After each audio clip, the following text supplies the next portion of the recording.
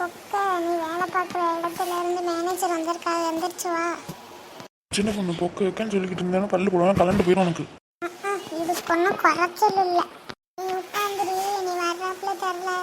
நான் போய் மேனேஜரை உள்ள அனுப்பி விடுறேன். சரி போய் தொலை. உள்ளக்கெல்லாம் சொன்னீங்கன்னா மண்டையை பேத்து புரியும் பொக்க. ஐயா மூடிக்கிட்டு உட்காந்துரு, ஆனால் பல்லு படுவாங்க, தெரிச்சு போகும் உனக்கு. Shall I get in, sir? Yes, come in. Sir ஒரு முக்கியமான ஃபைலில் கையெழுத்து வாங்க வந்தேன் சார். சரி ஃபைலில் எழுந்து கையெழுத்து போட்டு விட்றேன், நீ வீட்டுக்கு போகலாம்ல? சரி சார். இந்தாங்க சார் ஃபைல். கையெழுத்து போட்டுட்டு எடுத்துகிட்டு போ. சரி சார். சின்ன பொண்ணு வாங்க. ஏ பொக்க என்ன?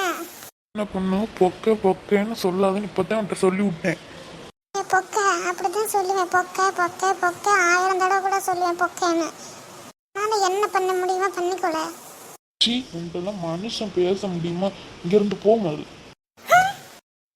அம்மா அந்த ஆளுகிட்ட சைன் வாங்குறதுக்குள்ள போதும் போதும்னு ஆயிடுச்சு. எங்க போன அந்த ஓனாண்டியவே காணா.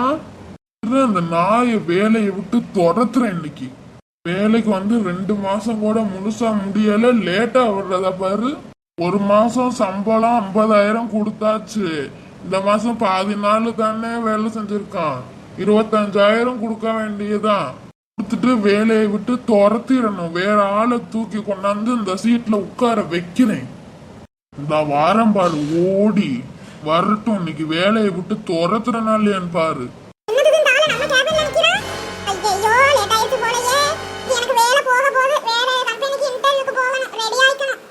ஓனாண்டி இவ்வளவு நேரம் கழிச்சு வர, உனக்கு வேலை இல்லல, சீட்டை கிழிக்கிறேன். போய் உனக்கு கேபின் போ, உனக்கு சீட்டை கிழிச்சு மூஞ்சில விட்டு எறிகிறேன்.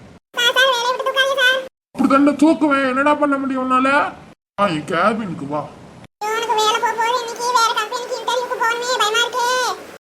இந்த ஒரு ரிசைன் லெட்டர் கையெழுத்து போட்டுட்டு கிளம்பு. கையெழுத்த